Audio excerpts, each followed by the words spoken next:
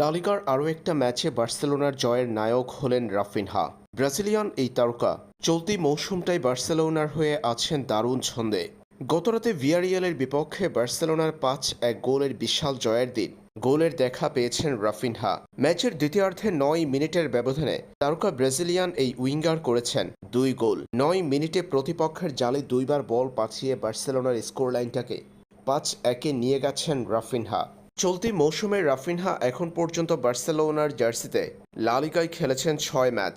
রাফিনহার খেলা লা লিগার ৬ ম্যাচে তিনি বার্সেলোনার হয়ে গোল করেছেন ৫টি, অ্যাসিস্ট করেছেন ৩টা গোলে। অর্থাৎ লা লিগার প্রথম ৬ ম্যাচে তার খেলা সেই ৬ ম্যাচের মধ্যে ৫ গোল ৩ অ্যাসিস্ট, সরাসরি ৮ গোলে জড়িত রাফিনহার নাম। এক কথায় বলতে গেলে রাফিনহা এই মৌসুমে বার্সেলোনার অন্যতম সেরা কাণ্ডারি। বার্সার জয়ে প্রতি ম্যাচেই বড় ভূমিকা থাকে রাফিনহার। গোল কিংবা অ্যাসিস্ট, ম্যাচে যে কোনো একটাতেই নাম থাকে এই ব্রাজিলিয়ানের। চলতি মৌসুমে লা লিগায় এখন পর্যন্ত হারের মুখ দেখেনি বার্সা।